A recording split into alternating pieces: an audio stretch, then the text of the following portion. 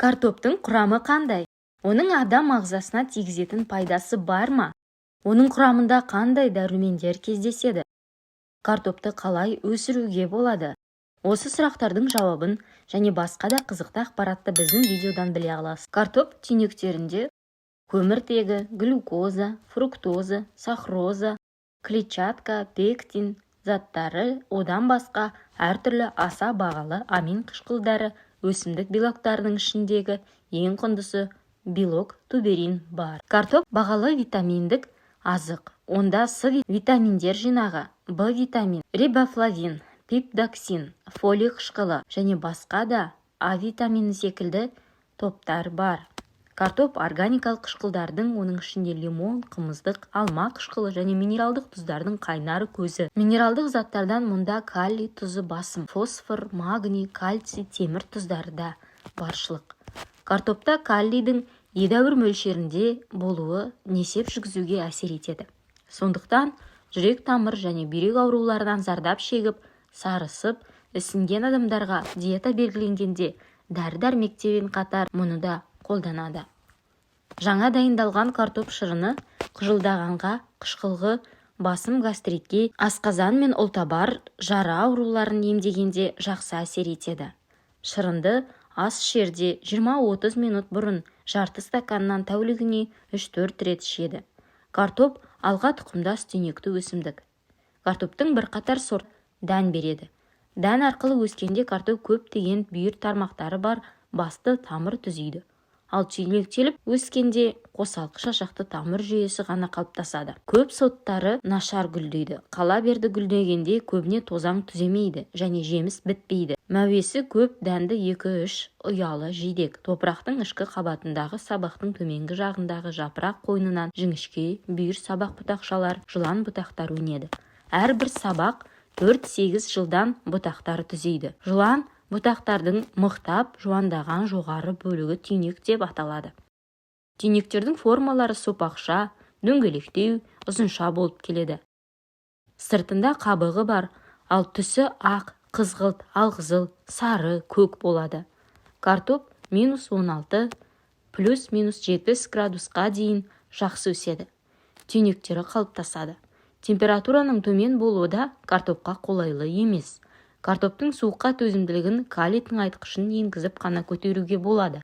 Түйнектерді тыңайтқыш еретіндері мен өңдеудің әсері бар. Оларды егуден 2 және 6 тәулік бұрын тыңайтқыш ерітінділермен өңдейді. Тыңайтқыштар аммиак селитрасы, суперфосфат, хлорлы калий, оларға микротыңайтқыштары бар ерітінділер қосады. Отырғызуға ең қолайлы түйнек 45-120 грамм. Тым ірі түйнектерді отырғызудың қажеті жоқ. Өйткені отырғызатын материалдар едәуір көбейген кезде өнім айтарлықтай өспейді. Картопты жердің 10 см тереңдікте 7-8 см-ге дейін қызған кезде отырғызады. Қазақстанның солтүстік облысында түйнектер 6-4 см тереңдікте, оңтүстік облыстарында 8-10 см тереңдікте отырғызылады. Ал қуаңшылық аудандарды отырғызу тереңдігі 12-15 см-ге дейін етеді. Кейде одан да тереңдетіледі. Тау жағдайы мынадай. Ылғалды сақтайды, отап отырады, 2-3 рет түптейді. Топырақта ылғал жеткіліксіз болса, жапырақ сабақтар түйнектердің өсуі тоқталады. Сондықтан түйнек құрала бастаған кезде топырақ үнемі ылғалды болуы керек. Бірақ ылғалдың тым көп болуы тамырларды оттекпен қоректендіруді нашарлатады. Жапырақ сабақтардың өсуін күшейтіп, түйнектердің шіруін тездетеді, өнімді азайтады.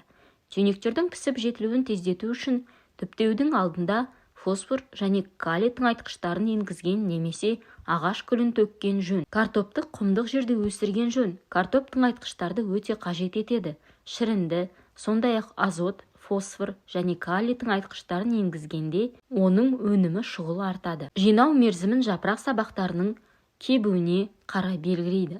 Бұл кезде түйнектердің қабығы жұмсағанын сылдырып түспейтін болады.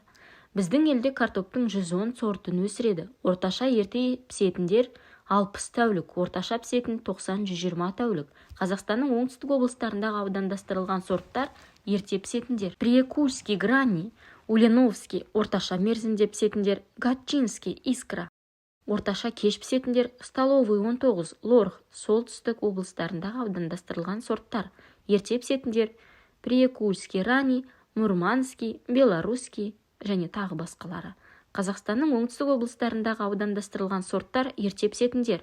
Приякульский, Улиновский, орташа. Картоптың құрамы. Картоптың құрамында С, В1, В2, В6, В9, ПП, К дәрумендерінің бай көзі, кальций, темір, магний, натрий және фосфор бар. Ал ең басым бөлігі 75% су құрайды. Картоп ең қолжетімді тауарлардың бірі. Оны кез келген уақытта сатып алуға болады. Ешқандай арнайы шаралар керек емес, тек құрғақ жерде сақтау керек. Картоптың құрамындағы кальций және калий біздің ағзамызда аз тұзының зиянды әсерін бейтараптандырады. Өз кезегінде магний жүректі нығайтады. Оның арқасында біз кез келген күйзелісті бастан жақсы өткереміз. Сондықтан картопты күйзеліске бой беретін адамдардың қолдануына кеңес береді. Оның құрамындағы баластық зат асқазан, ішек жолының жұмысына пайдалы әсер етеді. Фосфор біздің тістерімізге және қызыл етке пайдалы әсер етеді. Сондай-ақ өсу процестеріне қатысады. Сондықтан ол жас балаларға өте пайдалы. Темір иммунитеттің ұлғаюына, көңіл күйді нашар болмауына әсер етеді. Картоптың пайдасы. Картоптан жасалатын бет терісіне арналған маскалар мен картоптан түрлі дәмді тағамдар жасаудан хабардар боларсыз. Мұнан басқа картопты үй тұрмысында ем-дом ретінде пайдалануға да болады екен. Кейбір адамдардың табанында қатайған тері пайда болып жатады. Әсіресе биік өкше, аяқ киімнің ыңғайсыз болуына күс пайда болып, оны кетіре алмай әбігерге түсеміз. Мұндайда картоптың көмегіне жүгініңіз. Табанға шикі картоп тарту арқылы ондағы қатайған теріні жұмсартуға болады. Ол үшін алдымен картопты үккіштен өткізу керек. Жарты стакан үгітілген картопқа 1 шай қасық бал қосып араластырады. Осыны дәкеге салып, қатайған теріге жапсыра орайды. Сыртынан шұлық киіп 2 сағаттай жүру керек. Мұндай рәсімді күніне 2 рет қайталауға болады. Картоп адам ағзасына шексіз пайдасын тигізе береді. Жоғарыда айтып өткен ақпараттарға құлақ ассаңыз, картоптың пайдасын түсінесіз. Сондықтан рационыңызға картопты үнемді қосуға тырысыңыз. Ол ең қолжетімді әрі ең пайдалы тағамдардың бірі. Егер ақпарат сізге ұнап жатса, каналға тіркеліп, видеоға лайк басуыңызды сұраймыз. Сіздің кішкене ғана әрекетіңіз біздің үлкен жетістікке жетуімізге көмегін тигізер еді.